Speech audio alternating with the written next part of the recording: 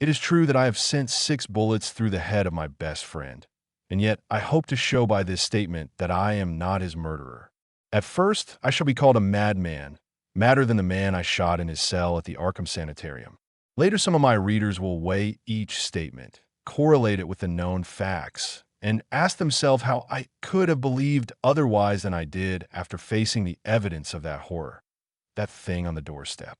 Until then, I also saw nothing but madness in the wild tales I have acted on. Even now, I ask myself whether I was misled, or whether I am not mad after all. I do not know, but others have strange things to tell of Edward and his Senath Derby, and even the stolid police are at their wits' ends to account for that last terrible visit. They have tried weakly to concoct a theory of a ghastly jest or warning by discharged servants. Yet they know in their hearts that the truth is something infinitely more terrible and incredible. So I say that I have not murdered Edward Derby. Rather have I avenged him, and in so doing purged the earth of a horror whose survival might have loosed untold terrors on all mankind. There are black zones of shadow close to our daily paths, and now and then some evil soul breaks a passage through. When that happens, the man who knows must strike before reckoning the consequences. I have known Edward Pickman Derby all his life. 8 years my junior, he was so precocious that we had much in common from the time he was 8 and I was 16. He was the most phenomenal child scholar I have ever known, and at 7 was writing verse of a somber, fantastic, almost morbid cast which astonished the tutors surrounding him. Perhaps his private education and coddled seclusion had something to do with his premature flowering. An only child, he had organic weaknesses which startled his doting parents and caused them to keep him closely chained to their side. He was never allowed out without his nurse, and seldom had a chance to play unconstrainedly with other children. All this doubtless fostered a strange, secretive life in the boy, with imagination as his one avenue of freedom. At any rate, his juvenile learning was prodigious and bizarre, and his facile writings such as to captivate me despite my greater age. About that time, I had leanings toward art of a somewhat grotesque cast, and I found in this younger child a rare kindred spirit. What lay behind our joint love of shadows and marvels was, no doubt, the ancient, moldering, and subtly fearsome town in which we live, which cursed, legend-haunted Arkham, whose huddled, sagging gambrel roofs and crumbling Georgian balustrades brood out the centuries beside the darkly muttering Miskatonic. As time went by, I turned to architecture and gave up my design of illustrating a book of Edward's demoniac poems. Yet our comradeship suffered no lessening. Young Derby's odd genius developed remarkably, and in his 18th year his collected nightmare lyrics made a real sensation when issued under the title Azathoth and Other Horrors.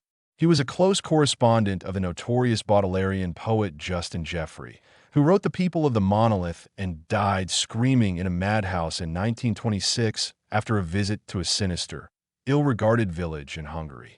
In self-reliance and practical affairs, however, Derby was greatly retarded because of his coddled existence. His health had improved, but his habits of childish dependence were fostered by over-careful parents, so that he never traveled alone, made independent decisions, or assumed responsibilities. It was early seen that he would not be equal to a struggle in the business or professional arena, but the family fortune was so ample that this formed no tragedy. As he grew to years of manhood, he retained a deceptive aspect of boyishness. Blond and blue-eyed, he had the fresh complexion of a child, and his attempt to raise a mustache were discernible only with difficulty. His voice was soft and light, and his unexercised life gave him a juvenile chubbiness rather than the paunchiness of premature middle age. He was of good height, and his handsome face would have made him a notable gallant had not his shyness held him to seclusion and bookishness. Derby's parents took him abroad every summer, and he was quick to seize on the surface aspects of European thought and expression. His Pole-like talents turned more and more toward the decadent, and other artistic sensitiveness and yearnings were half aroused in him. We had great discussions in those days. I had been through Harvard, had studied in a Boston architect's office, had married, and had finally returned to Arkham to practice my profession. settling in the family homestead in Saltonstall Street since my father had moved to Florida for his health. Edward used to call almost every evening, till I came to regard him as one of the household. He had a characteristic way of ringing the doorbell or sounding the knocker that grew to be a veritable code signal, so that after dinner I always listened for the familiar 3 brisk strokes followed by 2 more after a pause. Less frequently I would visit at his house and note with envy the obscure volumes in his constantly growing library. Derby went through Miskatonic University in Arkham since his parents would not let him board away from them. He entered at 16 and completed his course in 3 years, majoring in English and French literature and receiving high marks in everything but mathematics and the sciences. He mingled very little with the other students, though looking enviously at the daring or bohemian set, whose superficially smart language and meaningless ironic pose he aped, and whose dubious conduct he wished he dared adopt. What he did do was to become an almost fanatical devotee of subterranean magical lore, for which Miskatonic's library was and is famous. Always a dweller on the surface of fantasy and strangeness, he now delved deep into the actual runes and riddles left by a fabulous past for the guidance or puzzlement of posterity. He read things like the frightful Book of Iban, the von Unausprechlichen Kulten of von Junt, and the forbidden Necronomicon of the mad Arab Abdul al-Hazard, though he did not tell his parents he had seen them. Edward was 20 when my son, an only child, was born, and seemed pleased when I named the newcomer Edward Derby Upton after him. By the time he was 25, Edward Derby was a prodigiously learned man and a fairly well-known poet and fantasist, though his lack of contacts and responsibilities had slowed down his literary growth by making his products derivative and overbookish. I was perhaps his closest friend, finding him an inexhaustible mine of vital theoretical topics, while he relied on me for advice in whatever matters he did not wish to refer to his parents. He remained single, more through shyness, inertia, and parental protectiveness than through inclination, and moved in society only to the slightest and most perfunctory extent. When the war came, both health and ingrained timidity kept him at home. I went to Plattsburgh for a commission, but never got overseas. So the years wore on. Edward's mother died when he was 34, and for months he was incapacitated by some odd psychological malady. His father took him to Europe, however, and he managed to pull out of his trouble without visible effects. Afterward, he seemed to feel a sort of grotesque exhilaration, as if of partial escape from some unseen bondage. He began to mingle in the more advanced college set despite his middle age, and was present at some extremely wild doings, on one occasion paying heavy blackmail, which he borrowed of me, to keep his presence at a certain affair from his father's notice. Some of the whispered rumors about the wild Miskatonic set were extremely singular. There was even talk of black magic and of happenings utterly beyond credibility. Edward was 38 when he met as Senath Waite. She was, I judge, about 23 at the time, and was taking a special course in medieval metaphysics at Miskatonic.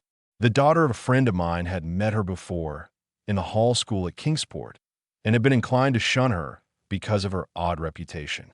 She was dark, smallish, and very good-looking except for over-protuberant eyes, but something in her expression alienated extremely sensitive people.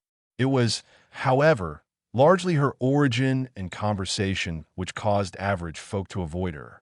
She was one of the Innsmouth Waites, and dark legends have clustered for generations about crumbling, half-deserted Innsmouth and its people.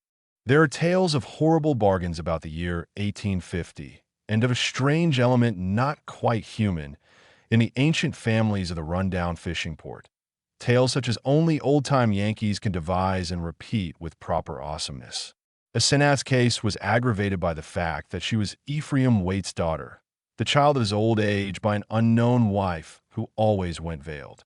Ephraim lived in a half-decayed mansion in Washington Street, Innsmouth, and those who had seen the place, Arkham folk avoid going to Innsmouth whenever they can, declare that the attic windows were always boarded, and that strange sounds sometimes floated from within as evening drew on.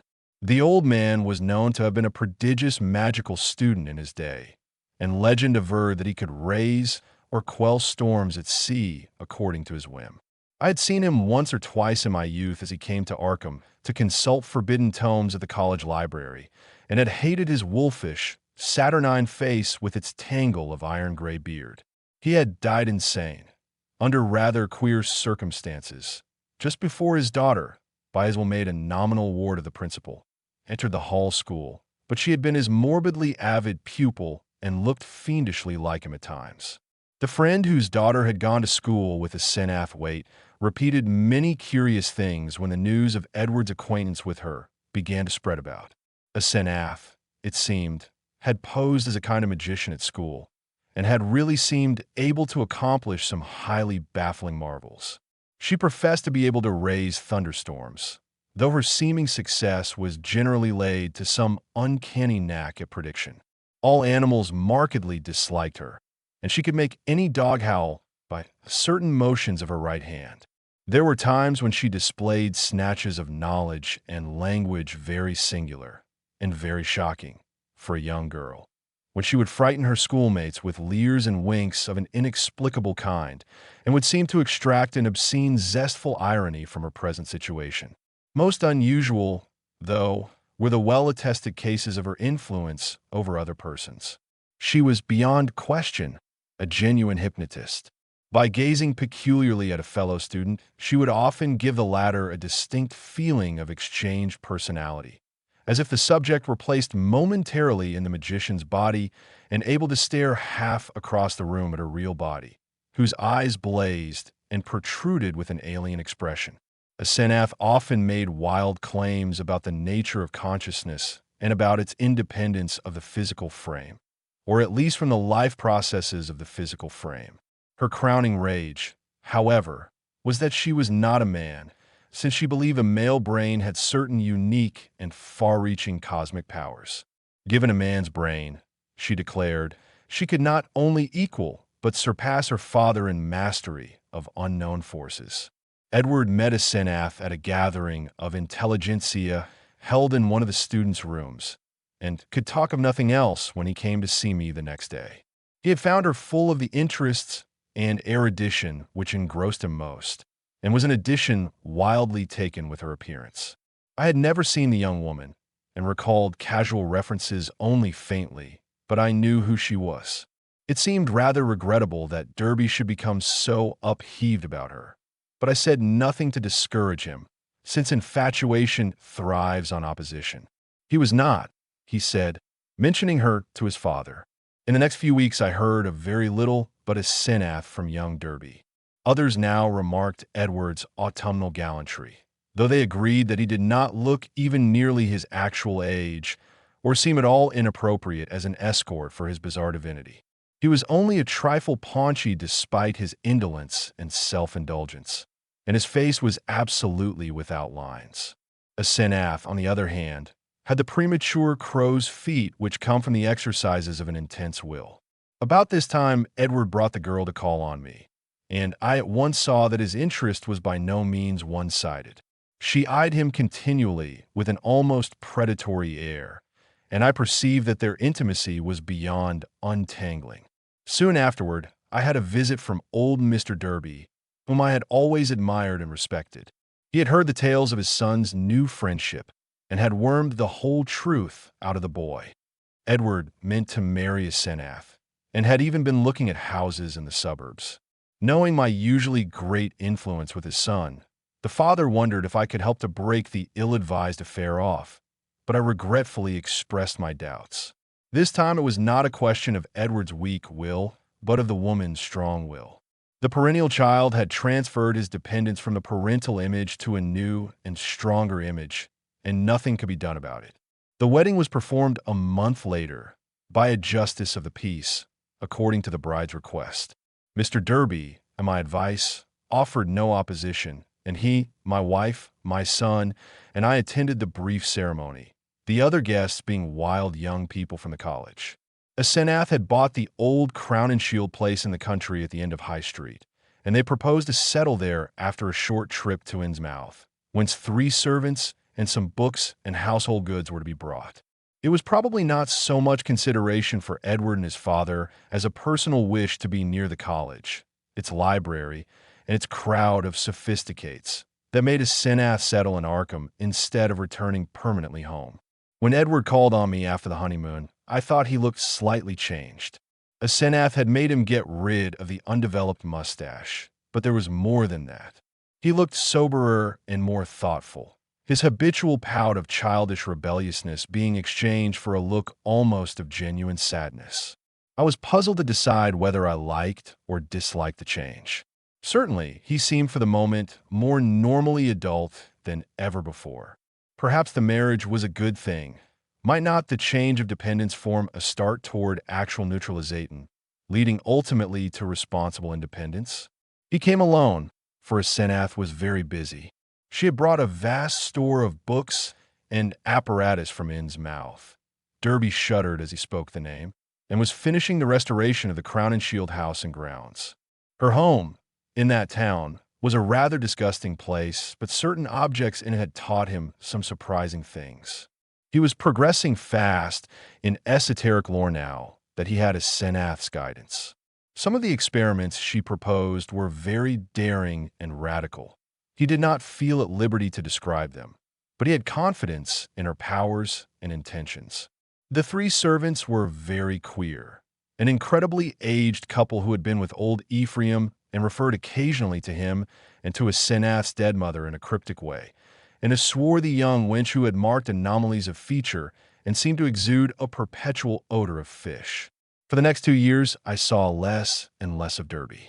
A fortnight would sometimes slip by without the familiar 3 and 2 strokes at the front door, and when he did call, or when, as happened with increasing infrequency, I called on him, he was very little disposed to converse on vital topics.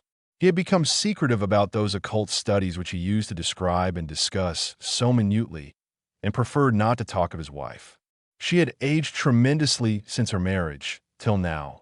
Oddly enough, she seemed the elder of the two.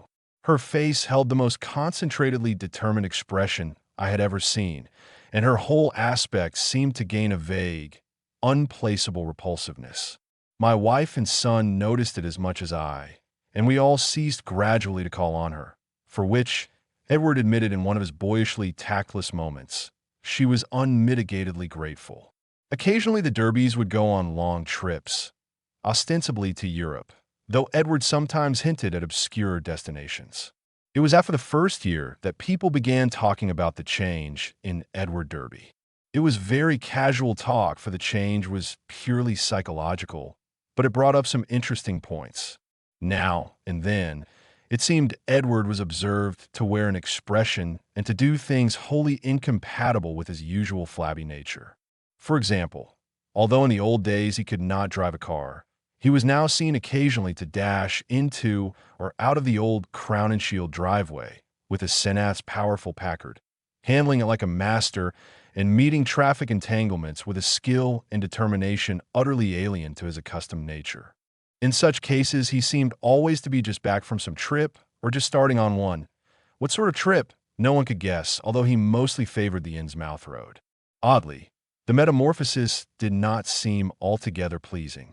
People said he looked too much like his wife, or like old Ephraim Wade himself, in these moments, or perhaps these moments seemed unnatural because they were so rare. Sometimes, hours after starting out in this way, he would return listlessly sprawled on the rear seat of the car while an obviously hired chauffeur or mechanic drove. Also, his preponderant aspect on the streets during his decreasing round of social contacts, including, I may say, his calls on me, was the old-time indecisive one, its irresponsible childishness even more marked than in the past. While a Senath's face aged, Edward, aside from those exceptional occasions, actually relaxed into a kind of exaggerated immaturity, save when a trace of the new sadness or understanding would flash across it. It was really very puzzling. Meanwhile, the Derbys almost dropped out of the gay college circle.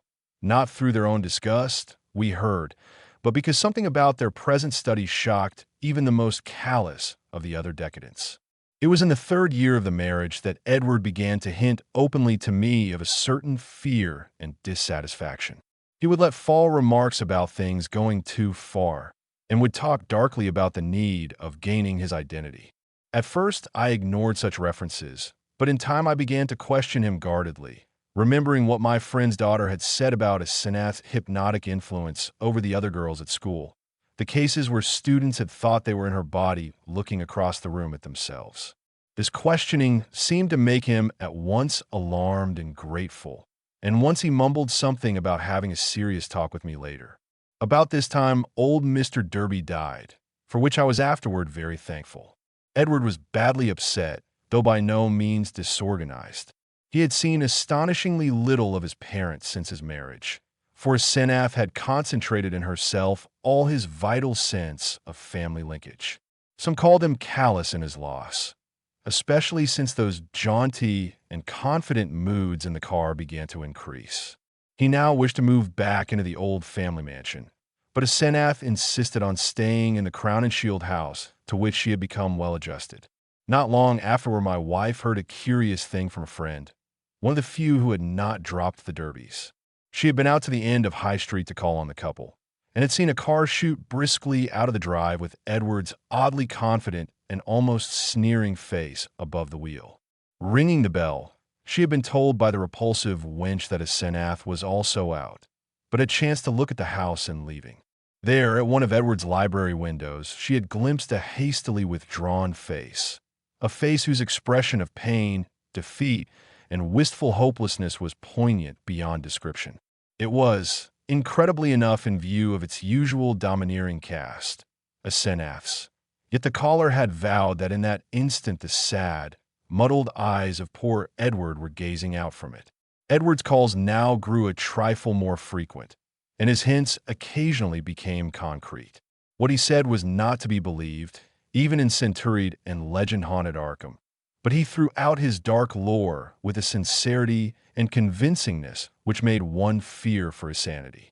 He talked about terrible meetings in lonely places, of cyclopean ruins in the heart of the Maine woods beneath which vast staircases led down to abysses of night secrets, of complex angles that led through invisible walls to other regions of space and time, and of hideous exchanges of personality that permitted explorations in remote and forbidden places, on other worlds, and in different space-time continua. He would now and then back up certain crazy hints by exhibiting objects which utterly nonplussed me. Elusively colored and bafflingly textured objects like nothing ever heard of on Earth, whose insane curves and surfaces answered no conceivable purpose and followed no conceivable geometry. These things, he said, came from outside, and his wife knew how to get them. Sometimes, but always in frightened and ambiguous whisper, he would suggest things about old Ephraim Waite, whom he had seen occasionally at the college library in the old days. These adumbrations were never specific, but seemed to revolve around some especially horrible doubt as to whether the old wizard were really dead, in a spiritual as well as corporeal sense. At times Derby would halt abruptly in his revelations, and I wondered whether Senath could possibly have divined his speech at a distance and cut him off through some unknown sort of telepathic mesmerism, some power of the kind she had displayed at school. Certainly, she suspected that he told me things, for as the weeks passed, she tried to stop his visits with words and glances of a most inexplicable potency. Only with difficulty could he get to see me, for although he would pretend to be going somewhere else, some invisible force would generally clog his motions or make him forget his destination for the time being. His visits usually came when his Senath was away in her own body, as he once oddly put it. She always found out later. The servants watched his goings and coming, but evidently she thought it inexpedient to do anything drastic. Derby had been married more than 3 years on that August day when I got that telegram from Maine. I had not seen him for 2 months, but had heard he was away on business. Senath was supposed to be with him, though watchful gossip declared there was someone upstairs in the house behind the doubly curtained windows. They had watched the purchases made by the servants. And now the town marshal of Chisuncook had wired of the draggled madman who stumbled out of the woods with delirious ravings and screamed to me for protection. It was Edward, and he had been just able to recall his own name and address. Chisuncook is close to the wildest, deepest, and least explored forest belt in Maine, and it took a whole day of feverish jolting through fantastic and forbidding scenery to get there in a car. I found Derby in a cell at the town farm, vacillating between frenzy and apathy. He knew me at once and began pouring out a meaningless, half-incoherent torrent of words in my direction. Dan, for God's sake, the pit of the Shoggoths, down the 6,000 steps, the abomination of abominations. I never would let her take me, and then I found myself there. Shub-Niggurath. The shape rose up from the altar, and there were 500 that howled. The hooded thing bleated Kamek. Kamek, that was old Ephraim's secret name in the coven. I was there where she promised she wouldn't take me. A minute before I was locked in the library, and then I was there where she had gone with my body, in the place of utter blasphemy, the unholy pit where the black realm begins and the watcher guards the gate. I saw a Shoggoth. It changed shape. I can't stand it. I'll kill her if she ever sends me there again. I'll kill that entity. Him, I'll kill it. I'll kill it with my own hands. It took me an hour to quiet him, but he subsided at last. The next day, I got him decent clothes in the village and set out with him for Arkham. His fury of hysteria was spent, and he was inclined to be silent, though he began muttering darkly to himself when the car passed through Augusta, as if the sight of a city aroused unpleasant memories. It was clear that he did not wish to go home, and considering the fantastic delusions he seemed to have about his wife, delusions undoubtedly springing from some actual hypnotic ordeal to which he had been subjected, I thought it would be better if he did not. I resolved, put him up myself for a time, no matter what unpleasantness it would make with his Senath. Later I would help him get a divorce, for most assuredly there were mental factors which made this marriage suicidal for him. When we struck open country again, Derby's muttering faded away, and I let him nod and drowse on the seat beside me as I drove. During our sunset dash through Portland, the muttering commenced again, more distinctly than before, and as I listened, I caught a stream of utterly insane drivel about his Senath. The extent to which she had preyed on Edward's nerves was plain, for he had woven a whole set of hallucinations around her. His present predicament, he mumbled furtively, was only one of a long series. She was getting hold of him, and he knew that some day she would never let go. Even now, she probably let him go only when she had to, because she couldn't hold on long at a time. She constantly took his body and went to nameless places for nameless rites, leaving him in her body and locking him upstairs. But sometimes she couldn't hold on, and he would find himself suddenly in his own body again in some far-off, horrible, and perhaps unknown place. Sometimes she'd get hold of him again, and sometimes she couldn't. Often he was left stranded somewhere as I'd found him. Time and again, he had to find his way home from frightful distances, getting somebody to drive the car after he found it. The worst thing was that she was holding on to him longer and longer at a time. She wanted to be a man, to be fully human. That was why she got hold of him. She had sensed a mixture of fine-wrought brain and weak will in him. Someday, she would crowd him out and disappear with his body. Disappear to become a great magician like her father and leave him marooned in that female shell that wasn't even quite human. Yes, he knew about the Innsmouth blood now. There had been traffic with things from the sea. It was horrible. And old Ephraim. He had known the secret, and when he grew old, did a hideous thing to keep alive. He wanted to live forever, as Senath would succeed. One successful demonstration had taken place already.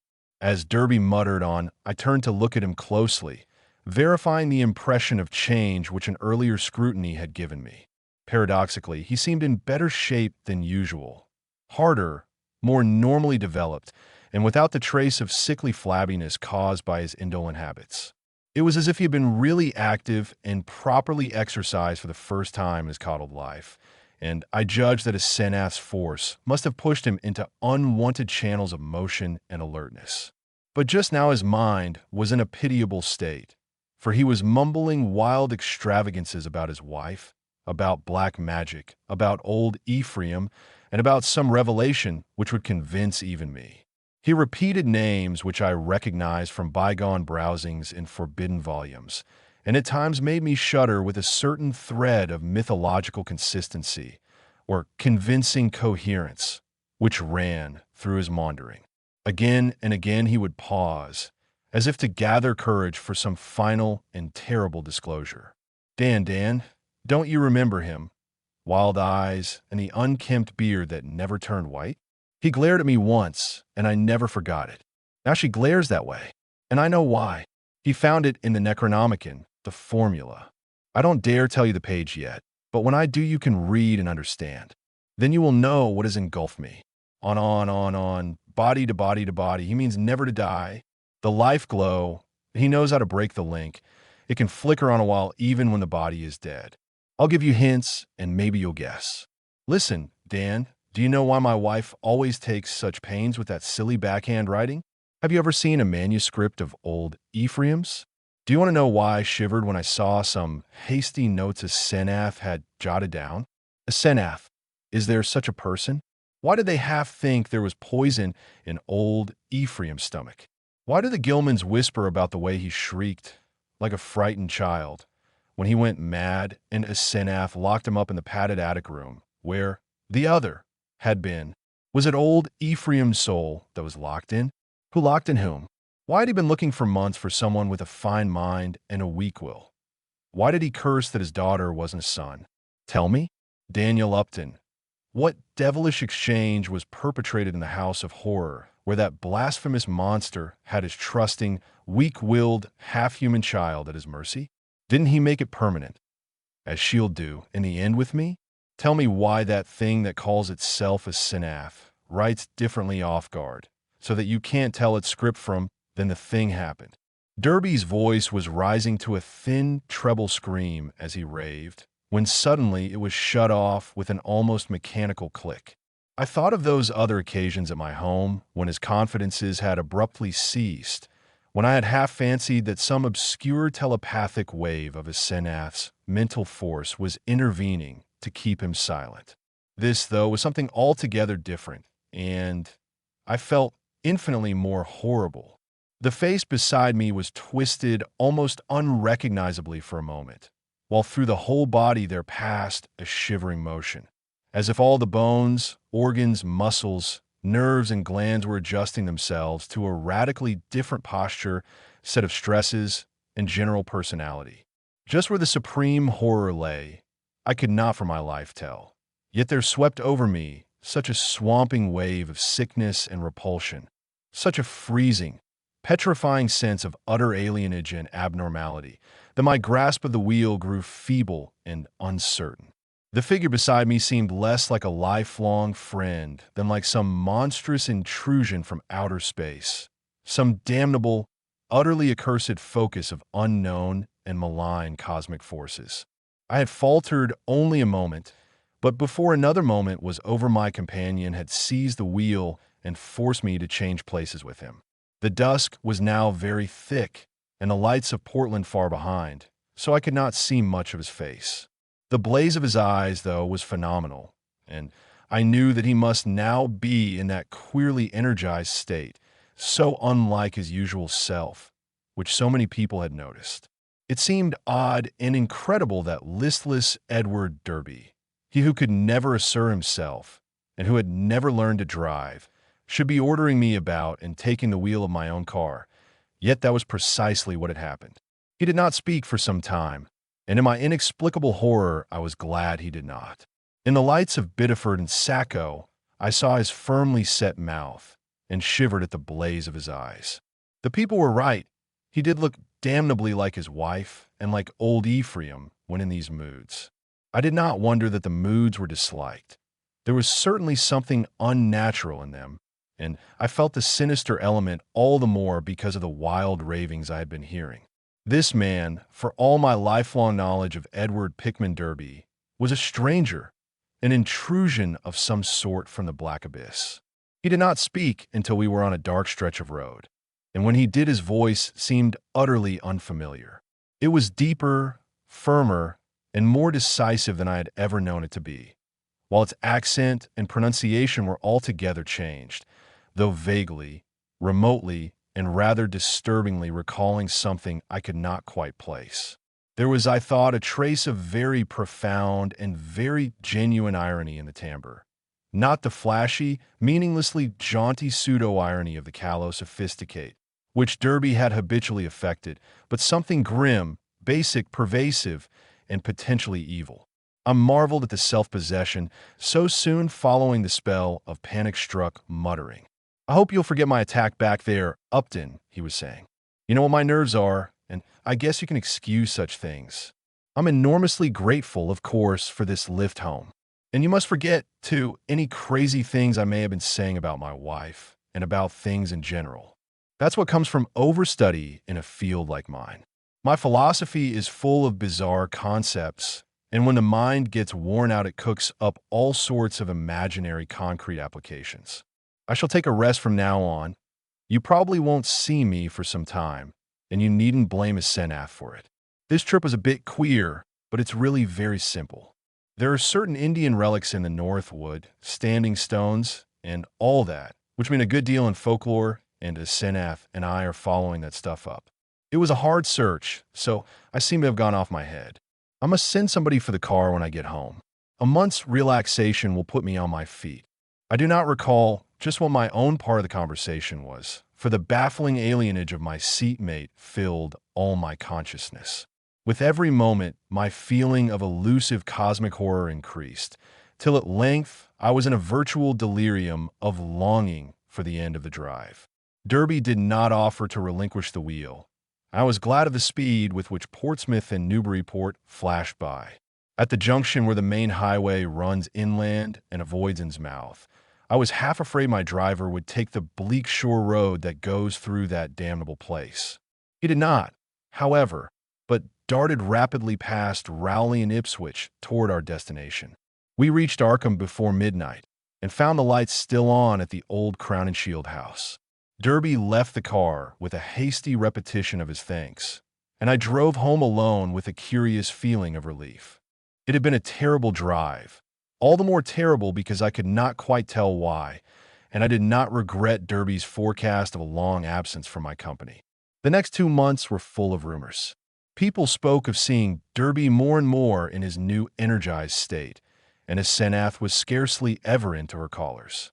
I had only one visit from Edward, when he called briefly in his Senath's car, duly reclaimed from wherever he had left it in Maine, to get some books he had lent me.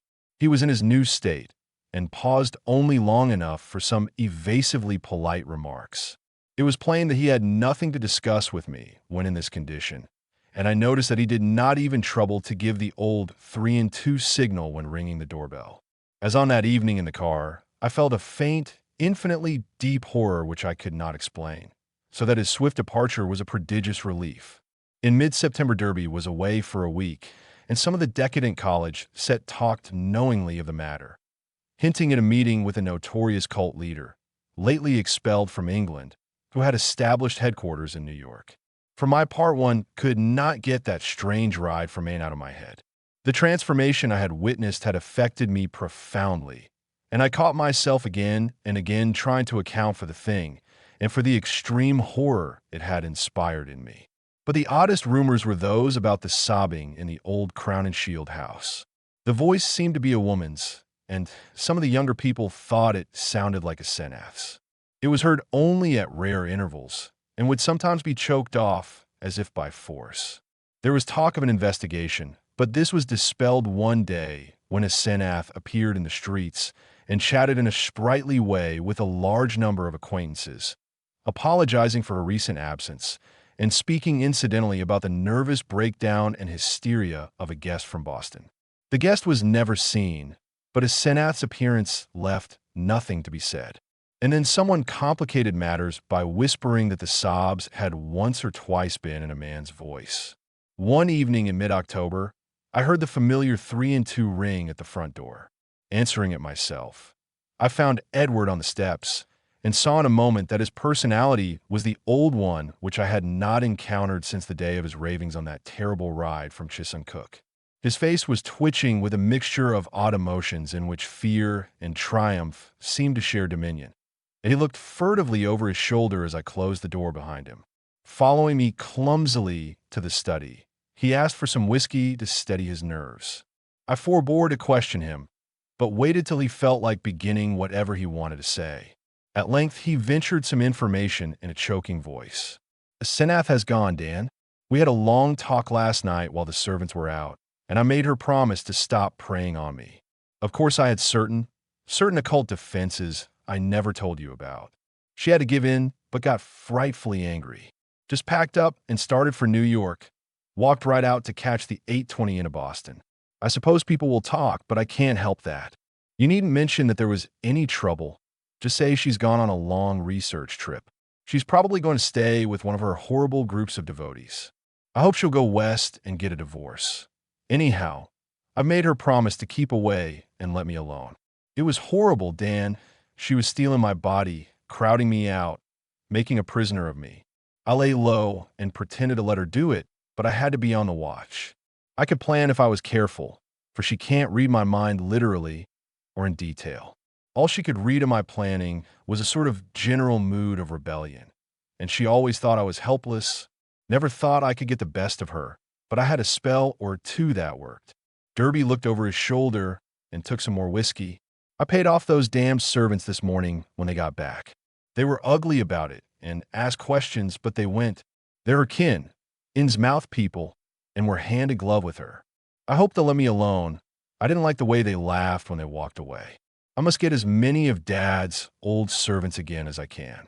I'll move back home now. I suppose you think I'm crazy, Dan, but Arkham history ought to hint at things that back up what I've told you and what I'm going to tell you. You've seen one that changes, too? In your car after I told you about a Senath that day, coming home from Maine. That was when she got me, drove me out of my body. The last thing I remember was when I was all worked up trying to tell you what that she-devil is. Then she got me, and in a flash I was back at the house, in the library where those damned servants had me locked up, and in that cursed fiend's body that isn't even human. You know it was she you must have ridden home with, that praying wolf in my body. You ought to have known the difference. I shuddered as Derby paused. Surely, I had known the difference. Yet could I accept an explanation as insane as this? But my distracted caller was growing even wilder. I had to save myself. I had to, Dan. She'd have got me for good at Hallowmas. They hold a Sabbath up there beyond Chisuncook, and a sacrifice would have clinched things. She'd have got me for good. She'd have been I, and I'd have been she. Forever. Too late. My body'd have been hers for good. She'd have been a man and fully human, just as she wanted to be. I suppose she'd have put me out of the way, killed her own ex-body with me in it. Damn her, just as she did before, just as she did, or it did before. Edward's face was now atrociously distorted, and he bent it uncomfortably close to mine as his voice fell to a whisper. You must know what I hinted in the car, that she isn't a Senath at all, but really old Ephraim himself. I suspected it a year and a half ago, and I know it now. Her handwriting shows it when she goes off guard. Sometimes she jots down a note in writing that's just like her father's manuscripts, stroke for stroke, and sometimes she says things that nobody but an old man like Ephraim could say. He changed forms with her when he felt death coming. She was the only one he could find with the right kind of brain and a weak enough will. He got her body permanently, just as she almost got mine, and then poisoned the old body he'd put her into. Haven't you seen old Ephraim's soul glaring out of that she-devil's eyes dozens of times, and out of mine when she has control of my body? The whisperer was panting and paused for breath. I said nothing, and when he resumed, his voice was near normal. This, I reflected, was a case for the asylum, but I would not be the one to send him there. Perhaps time and freedom from his Senath would do its work.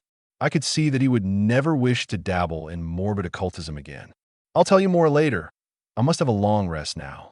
I'll tell you something of the forbidden horrors she led me into, something of the age-old horrors that even now are festering in out-of-the-way corners with a few monstrous priests to keep them alive.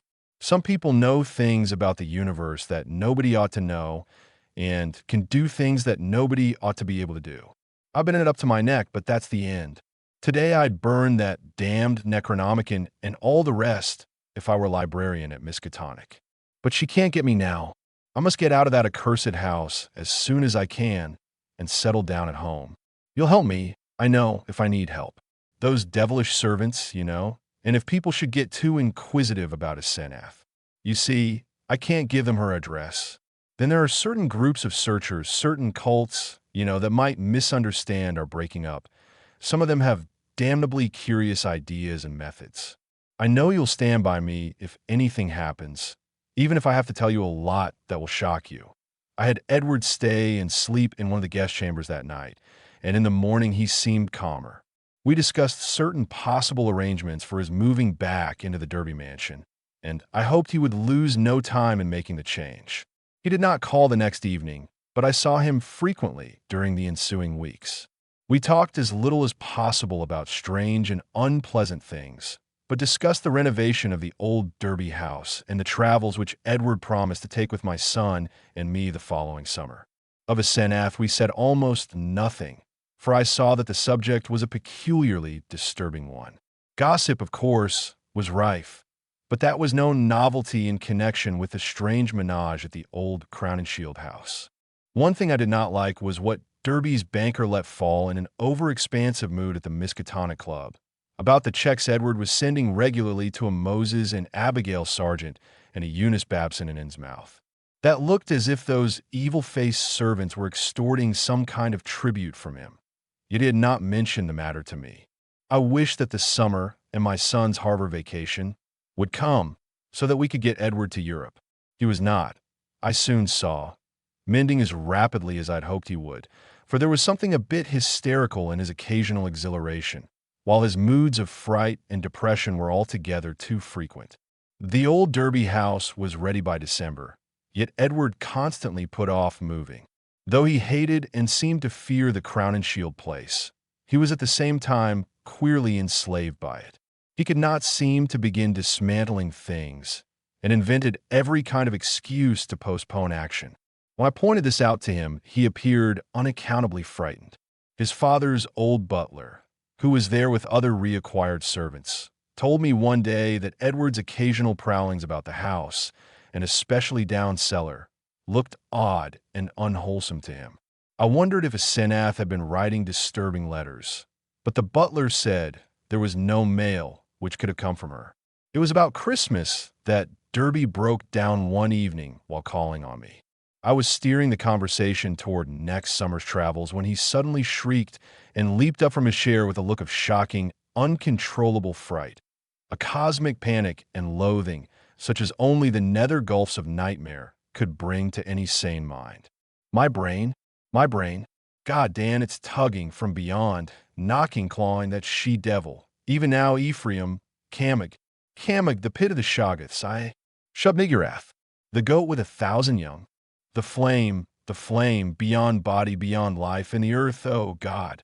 I pulled him back to his chair and poured some wine down his throat as his frenzy sank to a dull apathy. He did not resist, but kept his lips moving as if talking to himself. Presently, I realized that he was trying to talk to me and bent my ear to his mouth to catch the feeble words. Again, she's trying. I might have known.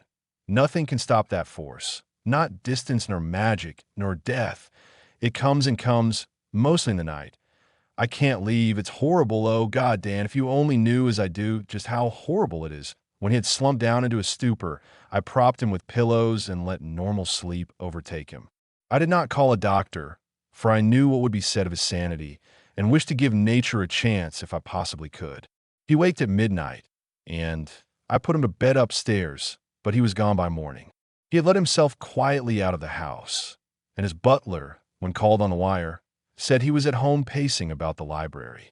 Edward went to pieces rapidly after that. He did not call again, but I went daily to see him.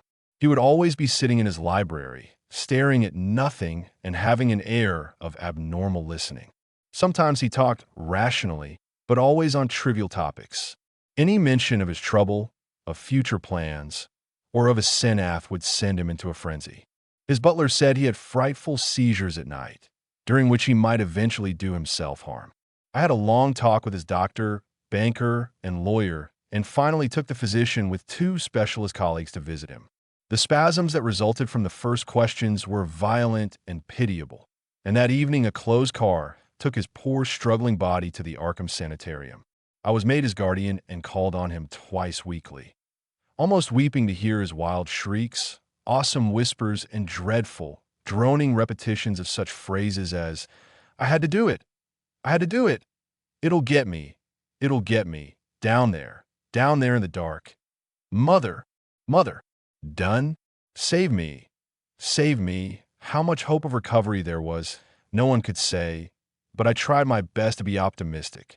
Edward must have a home if he emerged, so I transferred his servants to the Derby mansion, which would surely be his sane choice. What to do about the Crown and Shield place with its complex arrangements and collections of utterly inexplicable objects I could not decide, so left it momentarily untouched, telling the Derby household to go over and dust the chief rooms once a week, and ordering the furnace man to have a fire on those days. The final nightmare came before Candlemas, heralded, in cruel irony, by a false gleam of hope.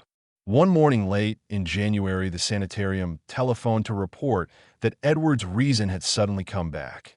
His continuous memory, they said, was badly impaired, but sanity itself was certain. Of course, he must remain some time for observation, but there could be little doubt of the outcome. All going well, he would surely be free in a week. I hastened over in a flood of delight, but stood bewildered when a nurse took me to Edward's room. The patient rose to greet me, extending his hand with a polite smile, but I saw in an instant that he bore the strangely energized personality which had seemed so foreign to his own nature. The competent personality I had found so vaguely horrible, and which Edward himself had once vowed was the intruding soul of his wife. There was the same blazing vision, so like a Senath's and old Ephraim's, and the same firm mouth. And when he spoke, I could sense the same grim, pervasive irony in his voice, the deep irony so redolent of potential evil. This was the person who had driven my car through the night 5 months before. The person I had not seen since that brief call, when he had forgotten the old-time doorbell signal and stirred such nebulous fears in me. And now he filled me with the same dim feeling of blasphemous alienage and ineffable cosmic hideousness. He spoke affably of arrangements for release, and there was nothing for me to do but assent, despite some remarkable gaps in his recent memories. Yet I felt that something was terribly, inexplicably wrong and abnormal. There were horrors in this thing that I could not reach. This was a sane person, but was it indeed the Edward Derby I had known? If not, who or what was it? And where was Edward? Ought it to be free or confined? Or ought it to be extirpated from the face of the earth? There was a hint of the abysmally sardonic in everything the creatures said. The Asenath-like eyes lent especial and baffling mockery to certain words about the early liberty earned by an especially close confinement. I must have behaved very awkwardly and was glad to beat a retreat. All that day and the next, I racked my brain over the problem. What had happened? What sort of mind looked out through those alien eyes in Edward's face? I could think of nothing but this dimly terrible enigma, and gave up all efforts to perform my usual work. The second morning, the hospital called up to say that the recovered patient was unchanged, and by evening I was close to a nervous collapse, a state I admit, though others will vow it colored my subsequent vision. I have nothing to say on this point, except that no madness of mine could account for all the evidence. It was in the night, after that second evening, that stark, utter horror burst over me and weighted my spirit with a black, clutching panic from which it can never shake free. It began with a telephone call just before midnight. I was the only one up and sleepily took down the receiver in the library. No one seemed to be on the wire, and I was about to hang up and go to bed when my ear caught a very faint suspicion of sound at the other end. Was someone trying under great difficulties to talk? As I listened, I thought I heard a sort of half-liquid bubbling noise, glub, glub, glub, which had an odd suggestion of inarticulate, unintelligible word and syllable divisions. I called, "Who is it?" but the only answer was glub, glub, glub, glub. I could only assume that the noise was mechanical, but fancying that it might be a case of a broken instrument able to receive but not to send, I added, "I can't hear you. Better hang up and try information." Immediately, I heard the receiver go on the hook at the other end. This, I say, was just about midnight. When the call was traced afterward, it was found to come from the old Crown and Shield house, though it was fully half a week from the housemaid's day to be there. I shall only hint what was found at that house. The upheaval in a remote cellar storeroom, the tracks, the dirt, the hastily rifled wardrobe, the baffling marks on the telephone, the clumsily used stationery, and the detestable stench lingering over everything. The police, poor fools, have their smug little theories and are still searching for those sinister discharged servants who have dropped out of sight amidst the present furor. They speak of a ghoulish revenge for things that were done, and say I was included because I was Edward's best friend and advisor. Idiots! Do they fancy those brutish clowns could have forged that handwriting? Do they fancy they could have brought what later came? Are they blind to the changes in that body that was Edward's? As for me, I now believe all that Edward Derby ever told me. There are horrors beyond life's edge that we do not suspect, and once in a while man's evil prying calls them just within our range. Ephraim, a Senath, that devil called them in, and they engulfed Edward as they are engulfing me. Can I be sure that I am safe?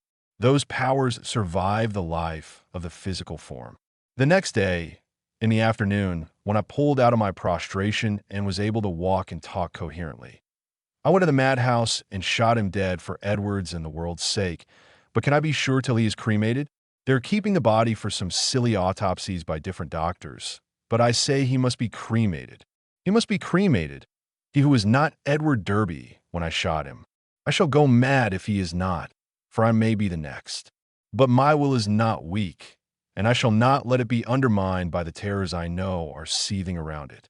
One life, Ephraim, Asenath, and Edward, who now, I will not be driven out of my body. I will not change souls with that bullet-ridden lich in the madhouse. But let me try to tell coherently of that final horror. I will not speak of what the police persistently ignored.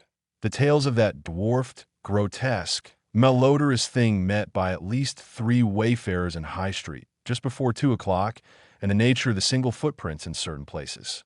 I will say only that just about 2 the doorbell and knocker waked me. Doorbell and knocker both, applied alternately and uncertainly in a kind of weak desperation, and each trying to keep Edward's old signal of 3 and 2 strokes.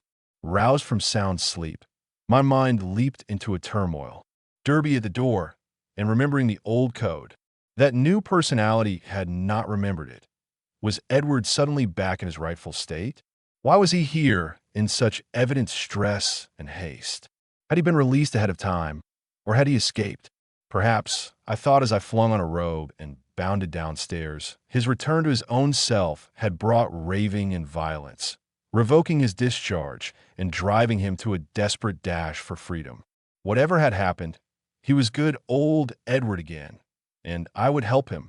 When I opened the door into the elm-arched blackness, a gust of insufferably fetid wind almost flung me prostrate. I choked in nausea, and for a second scarcely saw the dwarfed, humped figure on the steps. The summons had been Edward's, but who was this foul, stunted parody? Where had Edward had time to go? His ring had sounded only a second before the door opened. The caller had on one of Edward's overcoats, its bottom almost touching the ground, and its sleeves rolled back yet still covering the hands. On the head was a slouch hat pulled low, while a black silk muffler concealed the face. As I stepped unsteadily forward, the figure made a semi-liquid sound like that I had heard over the telephone, glub, glub, and thrust at me a large, closely written paper impaled on the end of a long pencil. Still reeling from the morbid and unaccountable fader, I seized the paper and tried to read it in the light from the doorway. Beyond question, it was in Edward's script. But why had he written when he was close enough to ring? And why was the script so awkward, coarse, and shaky? I could make out nothing in the dim half-light. So edged back into the hall, the dwarf figure clumping mechanically after, but pausing on the inner door's threshold.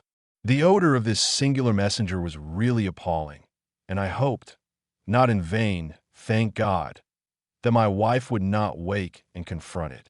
Then, as I read the paper, I felt my knees give under me and my vision go black. I was lying on the floor when I came to, that accursed sheet still clutched in my fear-rigid hand.